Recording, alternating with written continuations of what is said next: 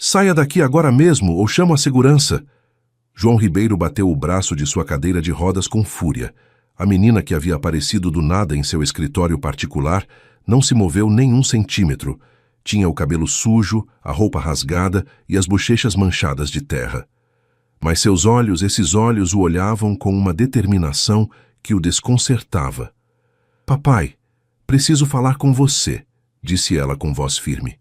Papai? Você está louca? Eu não tenho filhos. Suma daqui antes que... Minha mãe se chama Isabela Moraes. As palavras atingiram João como um soco no estômago. Ficou imóvel, observando o rosto da menina, os olhos verdes, a forma do nariz, até mesmo a maneira teimosa de inclinar o queixo. Era impossível, mas ali estava. Isso não prova nada, murmurou tentando manter a compostura. Isabela e eu terminamos há 2 anos. Ela nunca me disse que... Porque você não atendia às ligações dela, o interrompeu a menina. Ela mandou cartas, mensagens, até foi ao seu escritório, mas você já tinha outra namorada. João fechou os olhos. Lembrava vagamente de Isabela tentando contatá-lo após o término, mas ele estava furioso, magoado, e Verônica já havia entrado em sua vida como um furacão.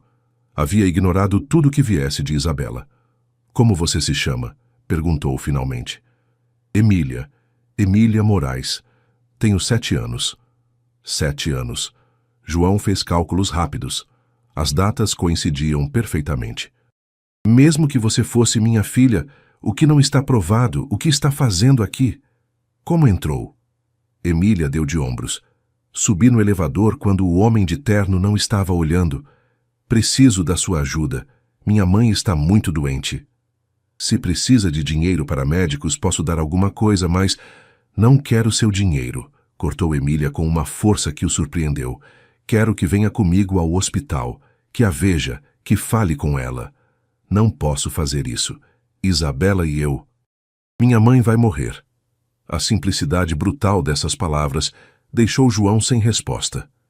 Emília se aproximou de sua cadeira de rodas sem medo e pôs sua mãozinha sobre a dele. Papai, eu sei que você pode caminhar de novo. João retirou a mão bruscamente. O que você disse? Que você pode voltar a caminhar, mas primeiro tem que lembrar para que vale a pena fazer isso. Isso é impossível. Os médicos disseram que minha lesão é permanente. Faz 1 ano que estou nesta cadeira e... Os médicos não sabem tudo, disse Emília com a segurança de alguém que viu demais para sua idade. Minha mãe me contou que antes do acidente você era muito forte, que podia fazer qualquer coisa.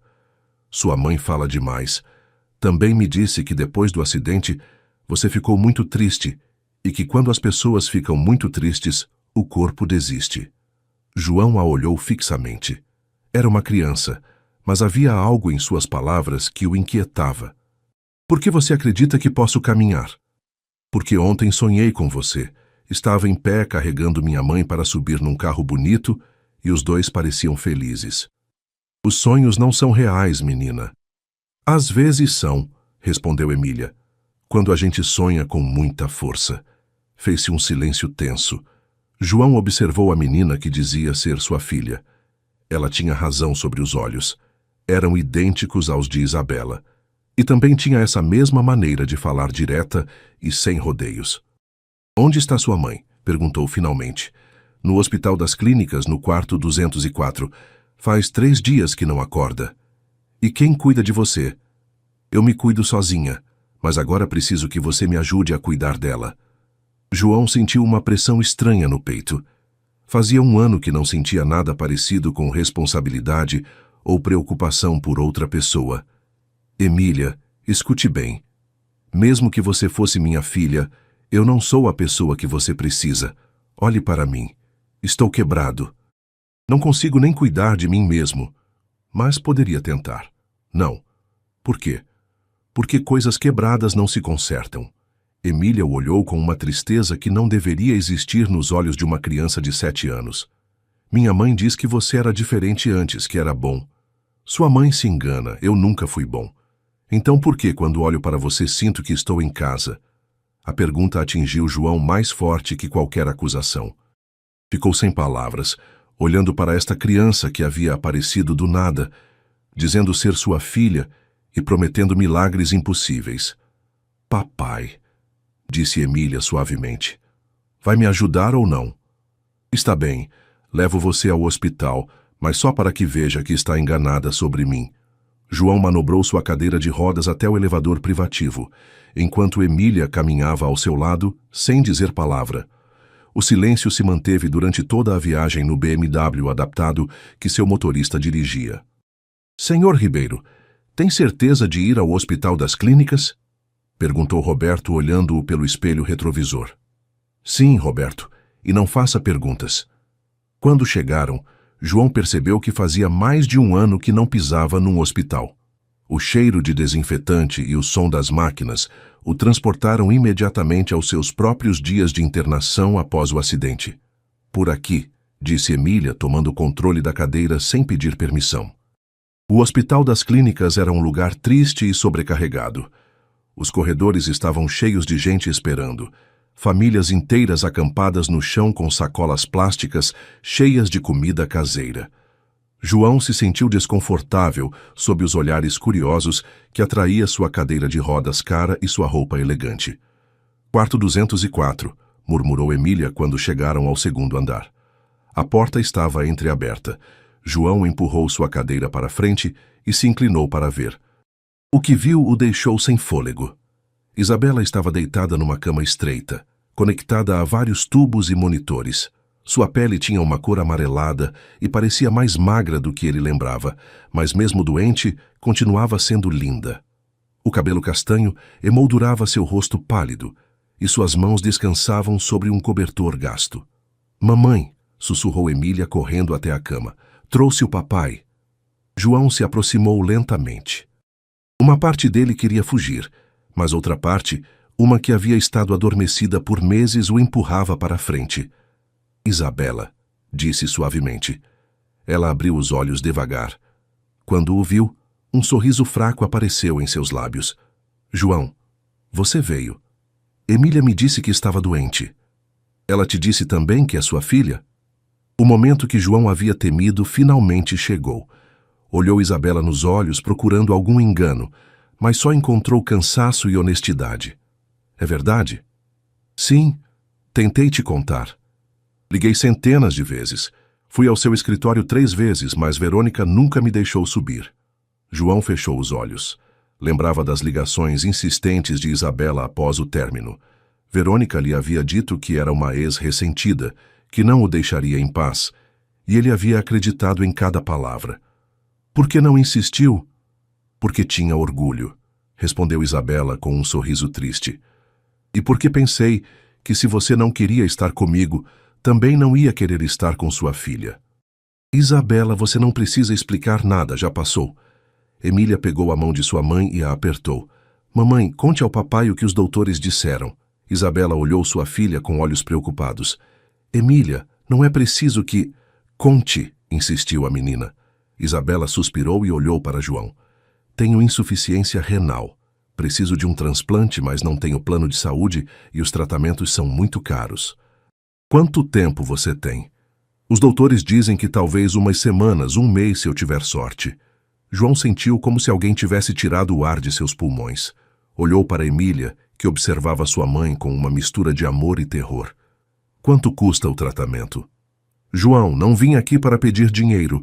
Emília veio por conta própria. Estou perguntando quanto custa.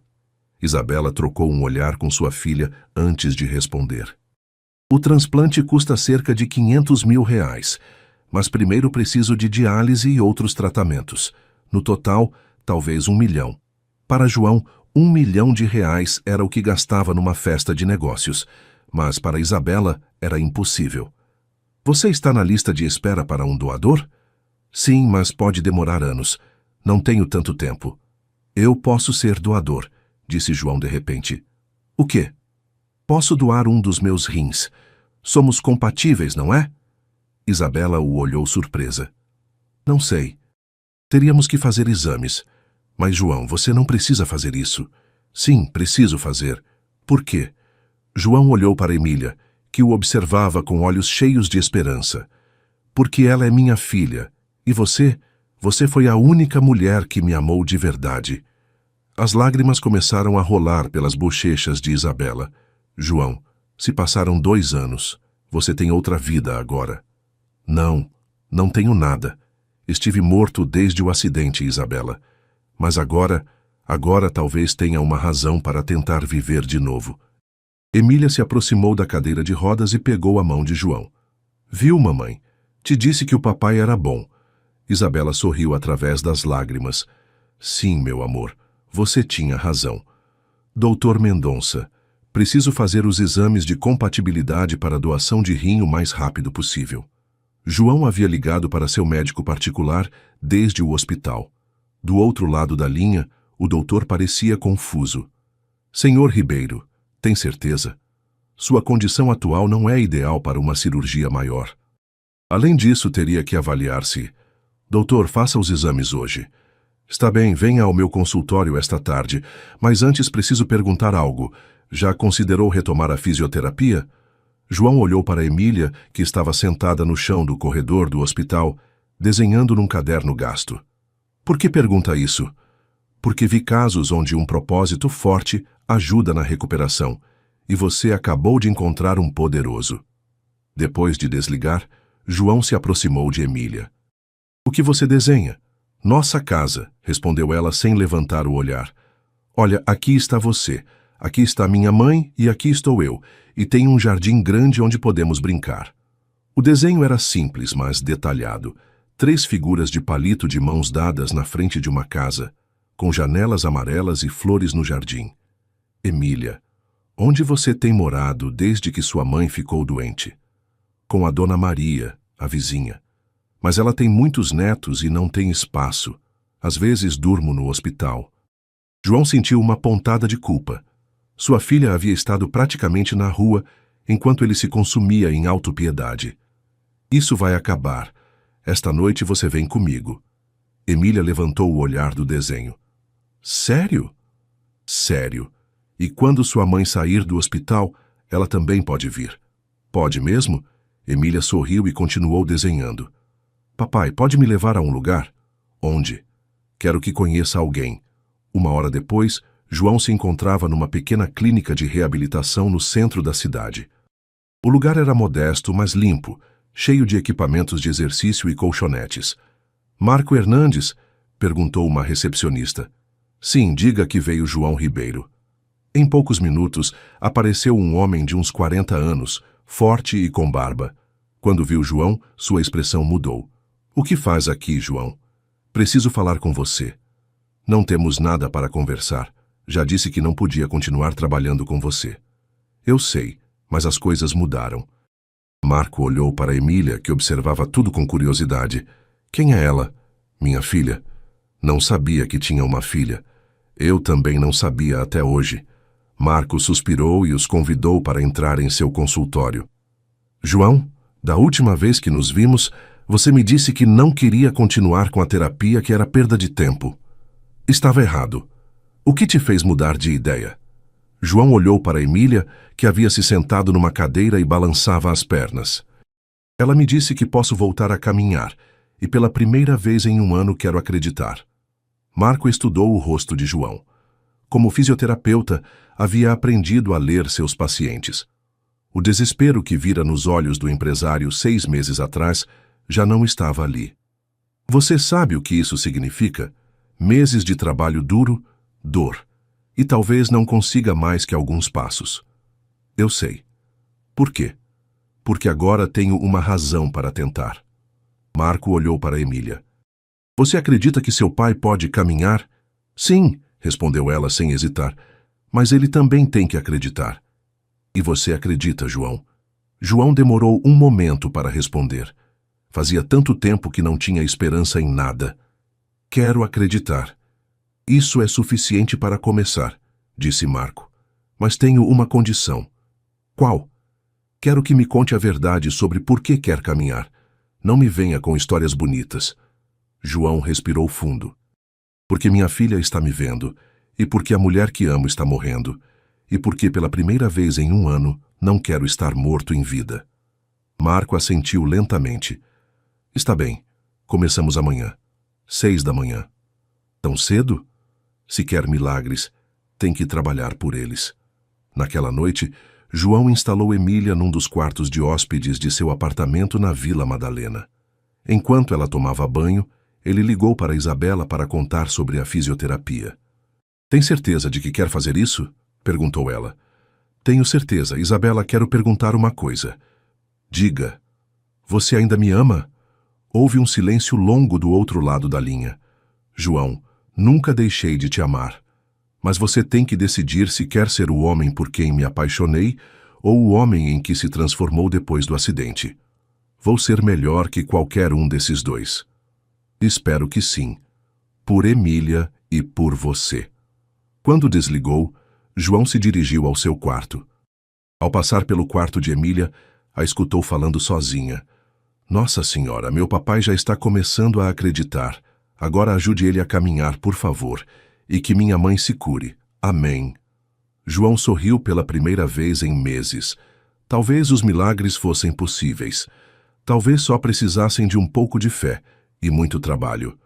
No dia seguinte, às 6 em ponto, estava na clínica de Marco, pronto para começar. O que significa isso de que João não vai vir à reunião da diretoria? Verônica Sandoval caminhava de um lado para outro em seu escritório, o telefone colado no ouvido. Sua assistente havia dado a notícia que menos queria escutar. Ele disse que está ocupado com assuntos familiares, senhora Sandoval, respondeu a secretária nervosamente. Assuntos familiares? Que assuntos familiares? João não tem família. Verônica desligou o telefone e se dirigiu à janela. Desde que João ficou na cadeira de rodas, ela havia tomado controle do Grupo Ribeiro pouco a pouco. No começo, era só ajuda temporária, mas depois se tornou indispensável. Os acionistas a respeitavam, os funcionários a obedeciam e João havia perdido o interesse nos negócios. Até agora. O telefone tocou novamente. O que é? Tem um repórter aqui que diz que quer confirmar uma informação sobre o Sr. Ribeiro. Que informação? Algo sobre uma filha. Verônica sentiu como se o chão se movesse sob seus pés. Que ele passe. O repórter era jovem e ambicioso, do tipo que faria qualquer coisa por uma matéria. Senhora Sandoval, me chamo Javier Moreno, do jornal O Estado. Tenho informação de que João Ribeiro acabou de reconhecer uma filha. Pode confirmar isso? Não sei do que está falando. Tenho fotos dele entrando no Hospital das Clínicas com uma criança e também registros de que contratou os serviços médicos particulares do Dr. Mendonça para fazer exames de compatibilidade de órgãos. Verônica manteve a compostura, mas sua mente trabalhava a toda velocidade. Senhor Moreno, João Ribeiro é um homem muito reservado. Tenho certeza de que qualquer decisão pessoal que tome será comunicada no momento apropriado. Então não nega que tem uma filha? Não confirmo nem nego nada. Bom dia. Quando o repórter foi embora, Verônica se serviu um uísque, embora mal fossem 11 da manhã. Havia trabalhado 2 anos para chegar onde estava. Não ia deixar que uma criança aparecida do nada arruinasse tudo. Levantou o telefone e discou um número. Detetive Marcelo, sou Verônica Sandoval. Preciso que investigue alguém. Isabela Moraes trabalha no Hospital das Clínicas e sua filha Emília Moraes. Que tipo de investigação? Tudo. Histórico médico, situação econômica, antecedentes, comportamento, qualquer coisa que possa ser útil. Para quando precisa? Para ontem. 3 dias depois, Verônica tinha o dossiê completo. Isabela tinha dívidas médicas enormes. Havia perdido vários empregos por faltas devido à sua doença e havia tentado contatar João múltiplas vezes após o término. A menina havia faltado muito à escola e havia estado praticamente vivendo na rua. Perfeito. Sua próxima ligada foi para o advogado mais caro da cidade. Doutor Vega, preciso que prepare uma ação de curatela e interdição. Contra quem? João Ribeiro. Houve um silêncio do outro lado da linha. Senhora Sandoval, está consciente do que está me pedindo? Perfeitamente. João não está em condições mentais de cuidar de uma criança. Sua deficiência, sua depressão, seu isolamento social, tudo está documentado. Além disso, a criança esteve em situação de negligência. Que evidência tem? A criança esteve praticamente abandonada enquanto sua mãe está hospitalizada. Dormiu em hospitais e na casa de estranhos. João a levou para morar com ele sem nenhum processo legal, sem avaliações psicológicas, sem nada. É impulsivo e instável. E o que propõe? Que a criança seja posta sob custódia temporária do Estado, enquanto se avalia a capacidade mental de João para tomar decisões importantes e que eu seja nomeada sua tutora legal e administradora permanente de seus bens. Isso vai ser muito público, senhora Sandoval. A mídia vai... Deixe-me me preocupar com a mídia. O Dr. Vega preparou os documentos nessa mesma semana. Verônica também contratou um psiquiatra particular para avaliar a instabilidade emocional de João e um assistente social para documentar as condições inadequadas em que vivia Emília. O plano era perfeito.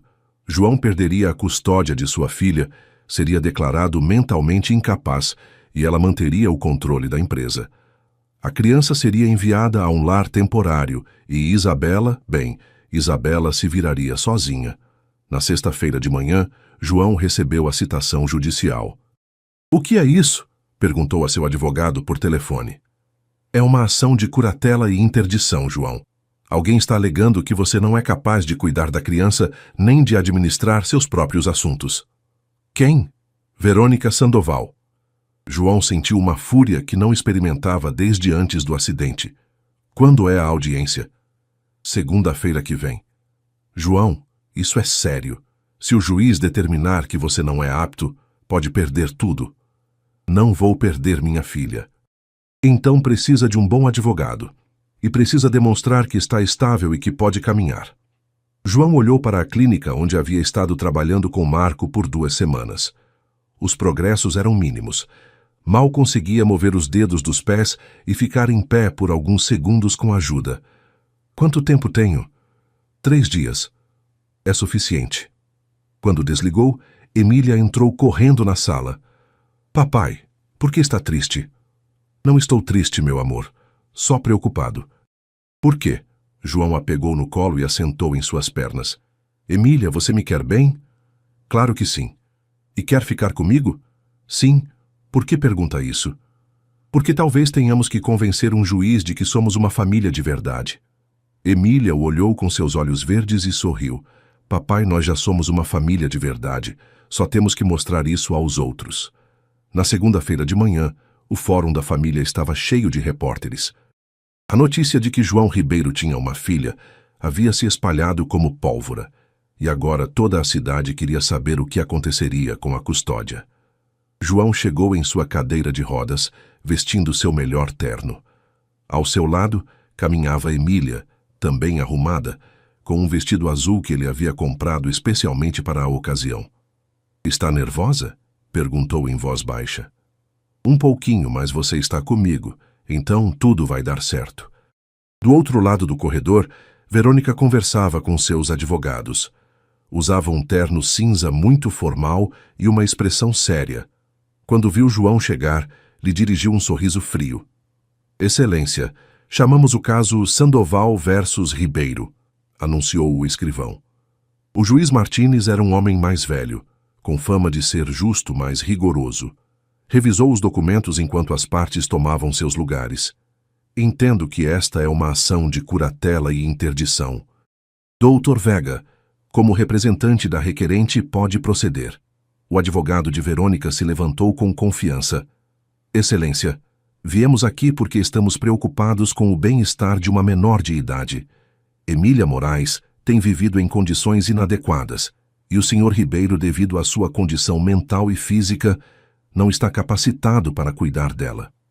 "Que evidência apresenta?" "Primeiro, o Sr. Ribeiro sofre de depressão severa desde seu acidente. Tem estado isolado socialmente, abandonou suas responsabilidades empresariais e mostrou comportamento impulsivo ao levar a criança sem nenhum processo legal."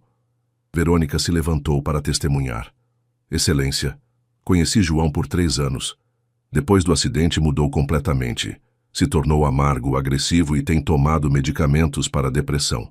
Na semana passada, decidiu de um dia para outro que era o pai desta criança, sem fazer sequer um exame de paternidade." Observou algum comportamento específico que a preocupe? Sim, Excelência.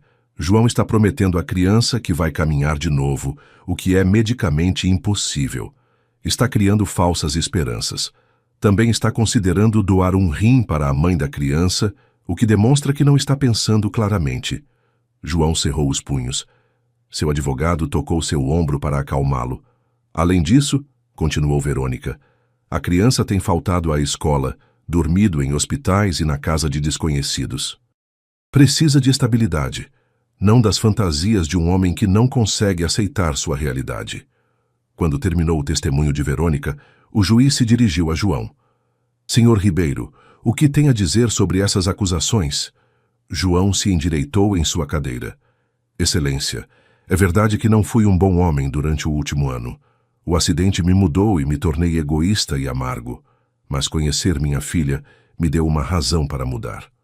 Como sabe que é sua filha? Fiz os exames de paternidade na semana passada. Os resultados confirmam que Emília é minha filha biológica. E que planos tem para seu cuidado? Vou contratar uma babá e um professor particular para que não perca aulas. Vou continuar com minha fisioterapia para me recuperar o máximo possível. E vou ser o pai que ela merece. Senhor Ribeiro, os laudos médicos indicam que sua lesão é permanente. Não considera que está dando falsas esperanças à criança? Excelência, 3 semanas atrás não conseguia mover nenhum dedo do pé. Agora posso mover todos e ficar em pé por alguns segundos. Os médicos às vezes se enganam. O juiz tomou notas e então olhou para Emília. Emília, pode se aproximar? A menina se levantou e caminhou até a mesa com passo firme. Não parecia assustada. Oi, senhor juiz. Olá, Emília. Sabe por que estamos aqui? Sei, porque a senhora Verônica diz que meu papai não pode cuidar de mim. E você o que acha? Que ela está errada. Por quê? Emília respirou fundo e falou com uma clareza que surpreendeu todos na sala. Senhor juiz, eu morei na rua 3 semanas. Tive fome, tive frio e tive medo. Mas quando encontrei meu papai, tudo isso acabou. Ele me comprou roupa, me deu uma cama limpa e me abraça quando tenho pesadelos.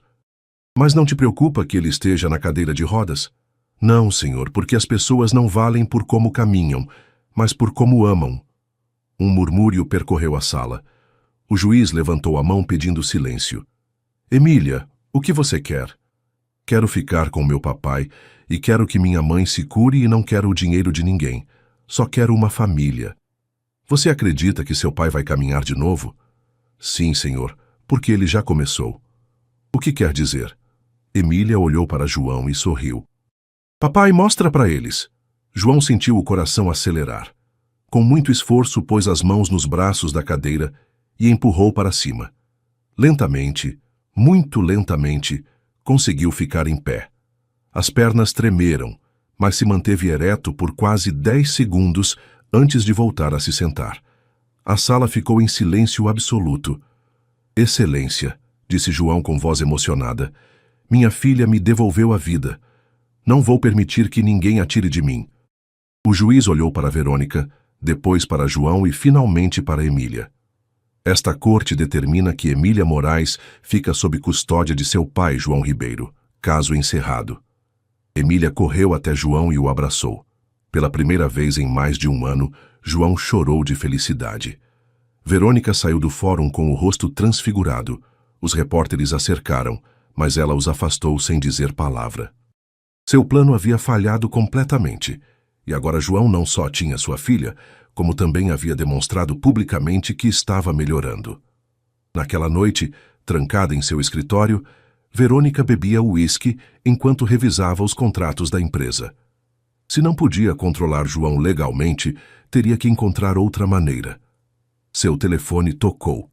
Era Javier Moreno, o repórter. Senhora Sandoval, tem algum comentário sobre o que aconteceu hoje no fórum? Sem comentários. É verdade que a senhora e o senhor Ribeiro tinham um relacionamento amoroso? Verônica se endireitou na cadeira. O que está insinuando? Tenho fotos dos dois juntos em vários eventos sociais. Alguns dizem que a ação foi por ciúme. Isso é ridículo. Então não nega o relacionamento? Verônica desligou o telefone. Sua reputação estava arruinada. Seu plano havia fracassado e agora a mídia a estava pintando como uma mulher ciumenta. Precisava de um golpe de mestre. Revisou os documentos da empresa até encontrar o que procurava: as apólices de seguro. O Grupo Ribeiro tinha uma cobertura milionária contra incêndios e desastres naturais. Se o prédio principal sofresse um acidente, ela, como administradora temporária, teria que gerenciar a reconstrução e os seguros. Pegou seu telefone e discou um número que guardava há anos. Raul, sou Verônica. Preciso que me faça um favor. Que tipo de favor? Do tipo que pagamos muito bem e do qual nunca falamos. No dia seguinte, João chegou cedo à clínica para sua sessão com Marco. Seus progressos eram lentos, mas constantes. Já conseguia ficar em pé por mais de 1 minuto e dar 3 passos com ajuda. Como se sente? Perguntou Marco. Diferente, como se tivesse acordado de um pesadelo muito longo. E Emília? Está na escola. Contratei uma professora particular para ajudá-la a se recuperar. É muito inteligente. E Isabela? Amanhã fazem mais exames para preparar o transplante. Os médicos dizem que temos boas chances de compatibilidade. Marco sorriu enquanto ajustava os pesos para os exercícios. Sabe o que mais gosto de tudo isso? O quê? Que já não fala como um homem derrotado. João estava no meio de sua rotina quando seu telefone tocou. Era Roberto, seu motorista. Senhor Ribeiro, tem um incêndio no prédio da empresa. Os bombeiros já estão lá, mas é muito grande. Vou para lá. Talvez seja melhor que... Roberto, vou para lá agora. João chegou ao prédio do Grupo Ribeiro quando as chamas já haviam consumido os 3 primeiros andares. Os bombeiros lutavam contra o fogo enquanto os funcionários evacuavam em pânico. Onde está o comandante dos bombeiros? Perguntou de sua cadeira de rodas. Aqui, senhor Ribeiro, capitão Torres. Todos saíram? Estamos verificando. Parece que tem uma funcionária presa no 5º andar na área da contabilidade. João conhecia perfeitamente o prédio. Sabia que havia uma escada de emergência que dava diretamente nessa área. Capitão, posso chegar lá pela escada dos fundos? Senhor, o senhor não pode... Capitão, conheço este prédio melhor que ninguém, e essa funcionária é minha responsabilidade. Antes que alguém pudesse detê-lo, João manobrou sua cadeira até a entrada dos fundos do prédio. A fumaça era densa, mas conseguiu chegar ao elevador de carga que ainda funcionava. No 5º andar encontrou Maria do Rosário, a contadora mais antiga da empresa, desmaiada perto de sua mesa. A fumaça havia enchido o escritório, mas as chamas ainda não chegavam ali. Com todas suas forças, João conseguiu ficar em pé e carregar Maria até sua cadeira de rodas. Ela não era muito pesada, mas o esforço foi enorme. Conseguiu chegar ao elevador justo quando as chamas começavam a se espalhar pelo corredor. Quando as portas do elevador se abriram no 1º andar, os paramédicos e bombeiros correram até eles. João estava coberto de fuligem e tossia violentamente, mas Maria estava viva. João! Gritou uma voz familiar. Era Emília, que havia chegado correndo da escola ao saber do incêndio. Papai, está bem? Estou bem, meu amor, respondeu ele a abraçando forte. Os repórteres que haviam chegado ao local captaram tudo em vídeo. João carregando a funcionária, sua chegada heróica no elevador, o abraço com sua filha. Em poucas horas as imagens estavam em todos os noticiários. Naquela noite, desde o hospital onde examinavam Maria, João recebeu uma ligação do detetive Marcelo. Senhor Ribeiro, precisamos conversar. O incêndio não foi acidental. O que quer dizer? Encontramos rastros de acelerante em vários pontos do prédio. Alguém provocou este incêndio intencionalmente. Tem ideia de quem? Estamos investigando, mas preciso perguntar. Conhece alguém que pudesse querer prejudicar sua empresa? João pensou imediatamente em Verônica, mas não tinha provas. Detetive, revise os seguros do prédio e também revise quem tinha acesso ao prédio fora do horário normal. Já estamos fazendo isso, senhor Ribeiro. Tenha cuidado. Se alguém está disposto a queimar um prédio para prejudicá-lo, pode tentar algo pior. Quando desligou, João olhou pela janela do hospital. Pela primeira vez em meses, se sentia realmente vivo. Mas também sabia que alguém muito perigoso queria destruir tudo o que estava construindo. A investigação do detetive Marcelo avançou rapidamente. As câmeras de segurança do prédio vizinho haviam capturado um homem entrando no prédio do Grupo Ribeiro às 2 da madrugada. Mais importante ainda, os registros telefônicos mostravam várias ligações entre Verônica Sandoval e Raul Mendoza, um homem com antecedentes por incêndio criminoso. Senhor Ribeiro, temos evidência suficiente para prender a senhora Sandoval, informou o detetive por telefone. Quando? Hoje mesmo, mas preciso que declare formalmente. João estava na clínica com Marco quando recebeu a ligação. Acabara de dar 10 passos consecutivos sem ajuda. Sua melhor marca desde o acidente. Marco, tenho que ir à delegacia. Aconteceu algo? Vão prender Verônica pelo incêndio. A mulher que te processou? Sim. Parece que quando perdeu no fórum decidiu queimar minha empresa. Marco assoviou baixinho. João, tenha cuidado. Pessoas desesperadas podem fazer coisas muito perigosas. Na delegacia, João assinou sua declaração enquanto os agentes preparavam o mandado de prisão. O detetive Marcelo mostrou as evidências, as ligações telefônicas, os vídeos das câmeras, o testemunho de Raul Mendoza que havia confessado em troca de uma pena reduzida. Mendoza diz que a senhora Sandoval pagou R$50 mil para provocar o incêndio. Diz que ela queria que parecesse um acidente elétrico, mas ele usou acelerante demais. Já aprenderam? Os agentes estão a caminho do escritório dela agora mesmo. 2 horas depois, os noticiários mostravam Verônica Sandoval sendo presa em seu escritório. As acusações eram incêndio criminoso, conspiração, tentativa de homicídio e fraude empresarial. Naquela noite, João jantou com Emília no apartamento. Ela havia visto as notícias na escola. Papai, por que a senhora Verônica fez isso? Porque, às vezes, as pessoas fazem coisas muito ruins quando têm medo de perder o que acham que é delas. Mas você não era namorado dela? João se surpreendeu com a pergunta direta de sua filha. Sim, por um tempo, mas eu não a amava de verdade. Estava confuso e triste depois do acidente. E ela te amava? Não sei, meu amor. Acho que ela amava mais meu dinheiro e minha empresa. Emília assentiu como se entendesse perfeitamente. Papai, quando minha mãe vai sair do hospital? Logo. Amanhã recebemos os resultados dos exames de compatibilidade. Se tudo der certo, poderíamos fazer o transplante na próxima semana. Vai doer um pouco. Vai, mas vai valer a pena. No dia seguinte, o Dr. Mendonça deu a melhor notícia possível. João e Isabela eram completamente compatíveis para o transplante de rim. Os dois estão em excelente condição para a cirurgia, explicou o médico. Senhor Ribeiro, seu estado físico melhorou notavelmente nas últimas semanas. Senhora Moraes, a senhora está estável e pronta para receber o transplante. Quando podemos fazer? Perguntou João. Próxima terça-feira. Mas primeiro preciso que ambos assinem todos os consentimentos e que entendam os riscos. Naquela noite, João visitou Isabela no hospital. Ela parecia mais animada desde que souberam que o transplante era possível. João, quero que saiba que não precisa fazer isso por obrigação. Não faço por obrigação. Faço porque te amo. Isabela o olhou nos olhos. De verdade?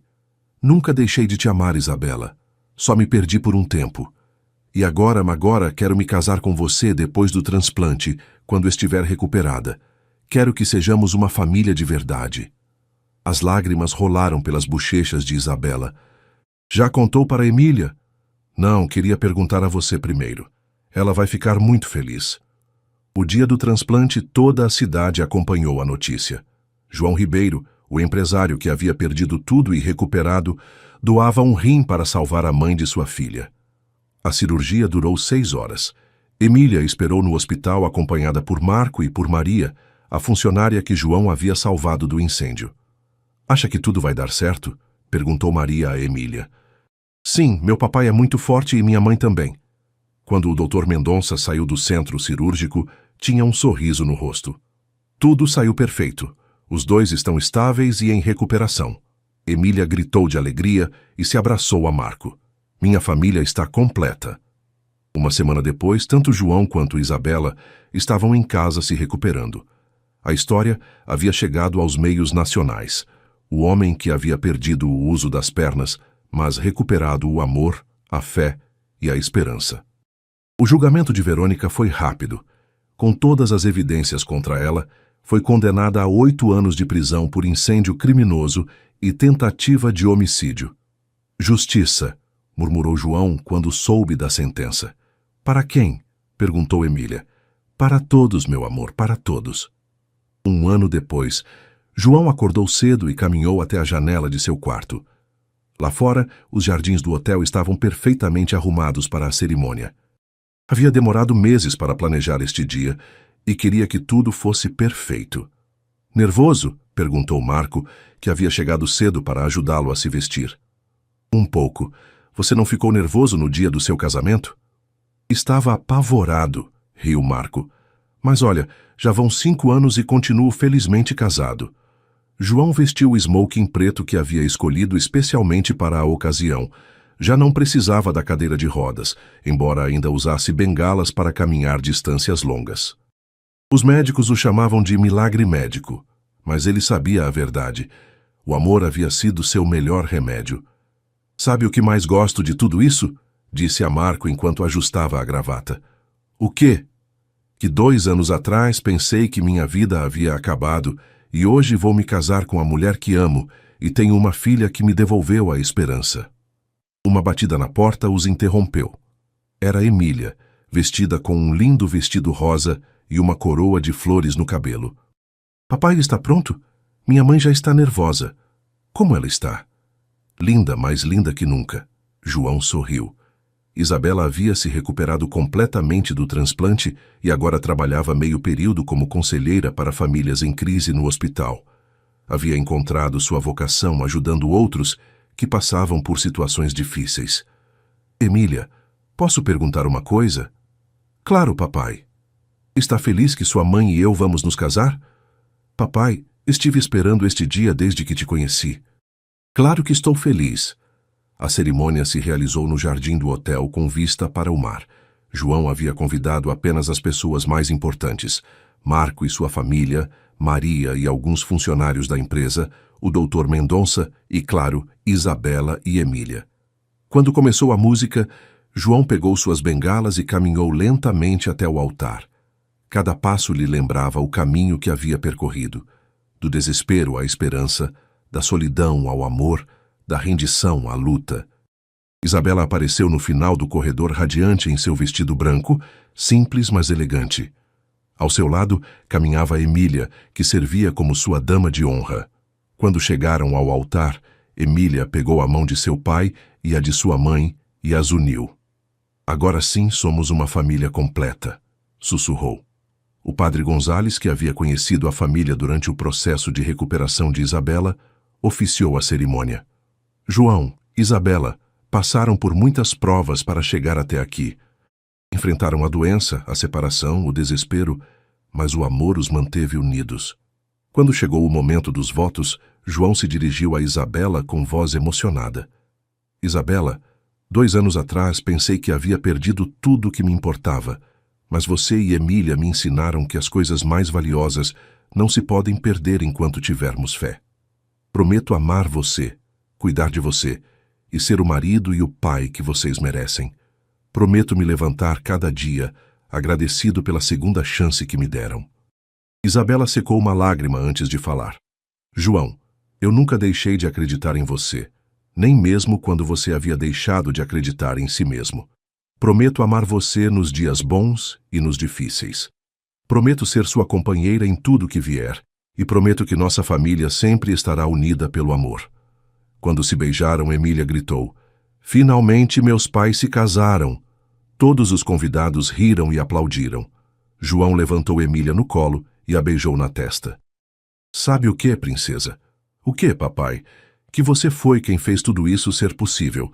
Durante a recepção, um repórter que havia acompanhado a história desde o início se aproximou de Emília. Emília, como se sente agora que sua família está completa? Muito feliz, mas minha família sempre esteve completa, só que antes estava um pouquinho quebrada. Ainda acredita em milagres? Emília olhou para seu pai, que dançava lentamente com Isabela, se apoiando apenas numa bengala. Eu não fiz milagre. Só lembrei ao meu papai que o amor pode tudo. Que planos tem agora? Vamos morar juntos numa casa nova e meu papai vai continuar ajudando outras pessoas a caminhar de novo. Naquela noite, depois que todos os convidados foram embora, João, Isabela e Emília se sentaram no terraço de sua suíte, olhando as estrelas. Sabem o quê? Disse João. Acho que pela primeira vez na vida sou completamente feliz. Por que pela primeira vez? Perguntou Isabela. Porque antes tinha dinheiro, sucesso, reconhecimento, mas não tinha amor verdadeiro, não tinha família, não tinha um propósito real. E agora tenho tudo que realmente importa. Emília se aninhou entre seus pais.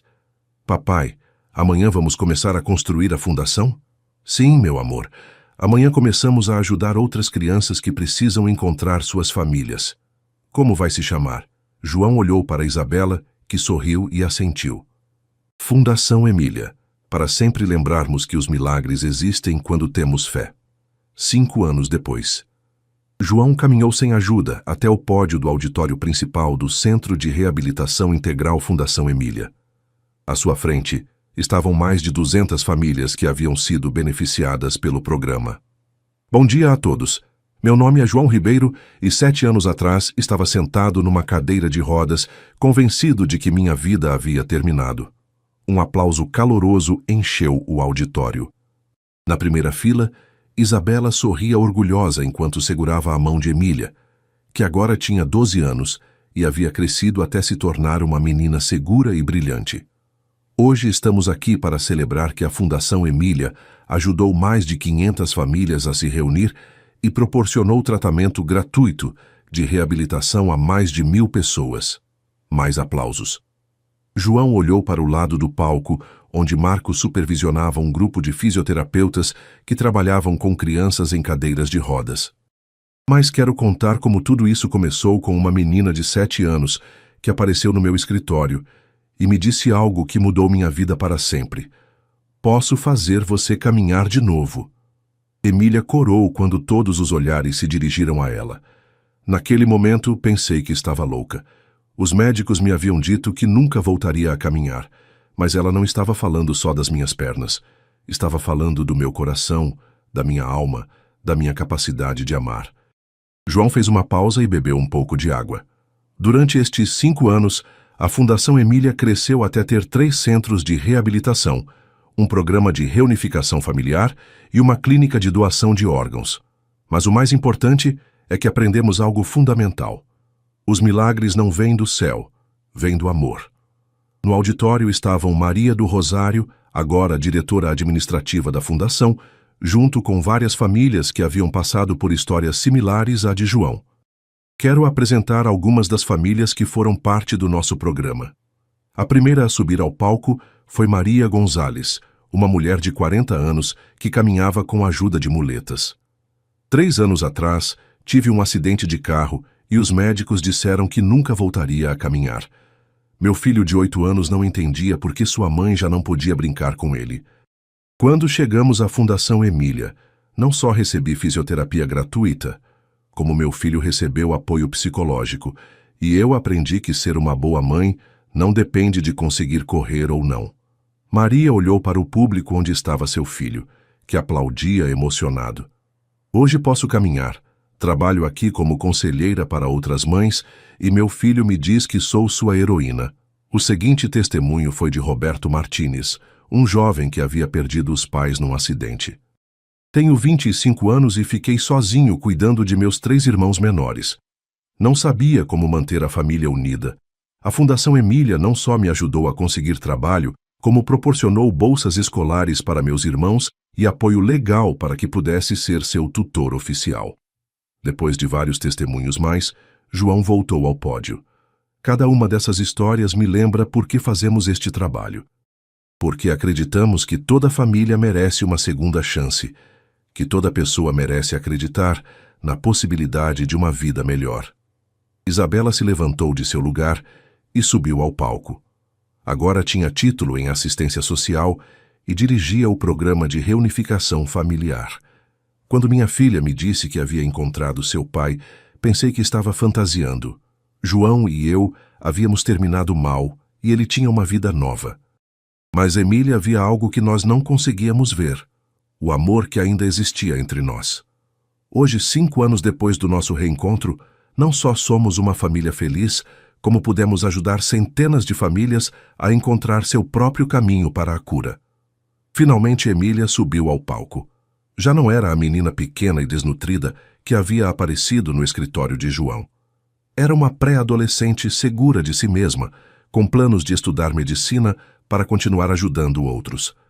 Quando era pequena, eu acreditava que os milagres eram como nos filmes, coisas mágicas que aconteciam de repente.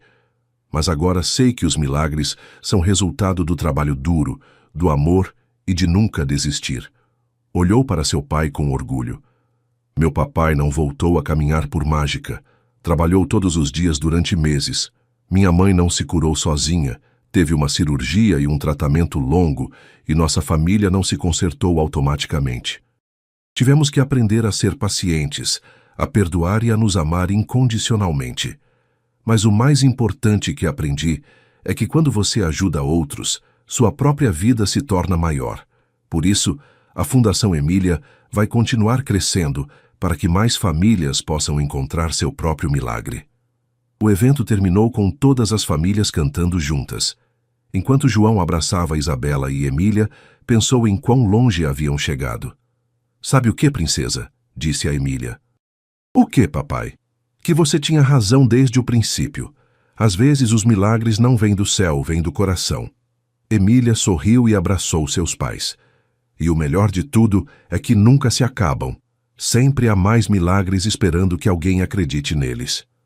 10 anos depois daquele primeiro encontro, a Fundação Emília havia se tornado uma das organizações mais respeitadas do país. João, agora com 45 anos, caminhava sem qualquer assistência e havia voltado completamente às suas atividades empresariais, mas com um enfoque totalmente diferente.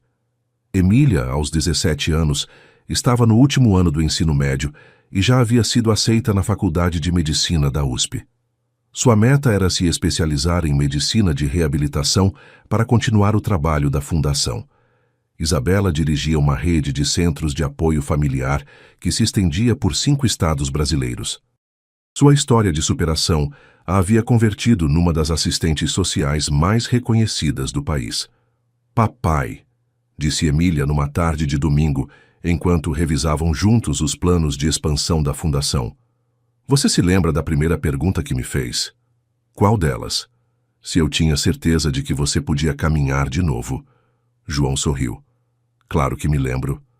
Eu sabia que podia, mas não pelas suas pernas." "Então por quê?" "Porque vi em seus olhos que ainda havia amor lá dentro. E onde há amor, sempre há esperança. E onde há esperança, sempre há milagres." João abraçou sua filha, a menina que havia mudado sua vida para sempre, que lhe havia ensinado que os milagres mais verdadeiros não vêm do céu, mas nascem do coração humano quando se abre ao amor. Naquela noite, enquanto as 3 gerações da família Ribeiro jantavam juntas, incluindo agora os avós de Isabela que haviam se mudado para São Paulo para estar perto da neta, João levantou sua taça de água. "Quero fazer um brinde", disse. "Por quê?", perguntou Isabela. "Pela menina mais sábia que conheci, que me ensinou que nunca é tarde demais para recomeçar, que o amor pode curar qualquer ferida e que os milagres existem para quem tem coragem de acreditar neles." "Saúde!", gritou Emília, levantando seu copo de suco. "Saúde!", repetiram Isabela e os avós. E enquanto brindavam, cada um deles sabia que haviam vivido seu próprio milagre.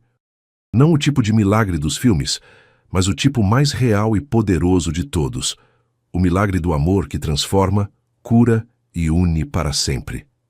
A história de João, Isabela e Emília havia demonstrado ao mundo que às vezes as famílias não nascem, se escolhem. Que o amor verdadeiro pode superar qualquer obstáculo, e que quando uma criança acredita em você, você pode mover montanhas. E assim, a semana que havia começado com uma menina aparecendo num escritório dizendo: "Papai, você pode caminhar de novo", se havia convertido numa vida inteira de amor, propósito e milagres. Fim.